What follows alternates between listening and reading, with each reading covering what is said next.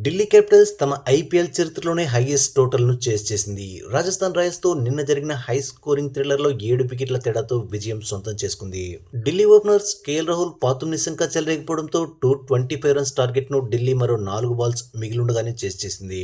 ఇక అంతకుముందు రాజస్థాన్ రాయల్స్ ఎర్లీగా వైభవ్ జైస్వాల్ వికెట్స్ కోల్పోయినప్పటికీ రియాన్ పరాగ్ 90 రన్స్తో, డెనోవన్ పెరెరా 47 రన్స్తో ఆర్ఆర్కు చాలా మంచి టోటల్ అందించారు. కానీ ఢిల్లీ బ్యాటర్స్ పక్కా ప్లానింగ్తో ఈ టార్గెట్ను చేజ్ చేసి ఈ సీజన్లో 4వ విజయం దక్కించుకున్నారు.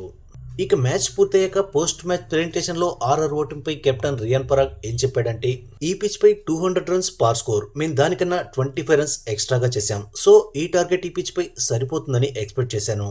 ఎందుకంటే సెకండ్ హాఫ్లో పిచ్ కాస్త నెమ్మదిస్తుందని అంచనా వేశాను. కానీ మిడిల్ ఓవర్స్లో మా బౌలర్లు ఇంకాస్త బెటర్గా బౌలింగ్ చేస్తుంటే బాగుండేది. ముఖ్యంగా ఢిల్లీ బ్యాటర్స్ చాలా ఈజీగా రన్స్ సాధించారు. దాన్ని మేము కంట్రోల్ చేయగలుగుంటే బాగుండేది. ముఖ్యంగా ఈ మ్యాచ్లో ఒకే ఓవర్లో ఎక్కువ బౌండరీస్ ఇవ్వడం, దాన్ని పదే పదే రిపీట్ చేయడంతో ఢిల్లీ బ్యాటర్స్కు మొమెంటం లభించింది. అది మా విజయావకాశాలను దెబ్బతీసింది. ఈ విషయంలో మా ప్లాన్స్ను మార్చుకోలేకపోయాం. అయితే ఈ రోజు మ్యాచ్ ఓడిపోయినప్పటికీ టాస్ గెలిచి బ్యాటింగ్ ఎంచుకోవడం సరైన నిర్ణయమే. ఇక డెనోవన్ పెరెరాను బ్యాటింగ్ ఆర్డర్లో ముందుకు పంపకపోవడంపై విమర్శలు వస్తున్నాయి. కానీ ఆ సమయంలో లెఫ్ట్ రైట్ కాంబినేషన్ మెయింటైన్ చేయాలన్న ఉద్దేశంతోనే అతన్ని కాస్త లేట్గా బ్యాటింగ్కు తీసుకొచ్చాం. మిడిల్ ఓవర్స్లో స్పిన్నర్స్ బౌలింగ్ చేస్తున్నప్పుడు ఓవర్కు 8 to 9 రన్స్ స్కోర్ చేస్తూ చివరి 5 ఓవర్లో పేసర్స్ బౌలింగ్ చేసే సమయానికి పెరెరా వంటి పవర్ హిట్టర్ క్రీజ్లో ఉండేలా మేము ప్లాన్ చేశాం.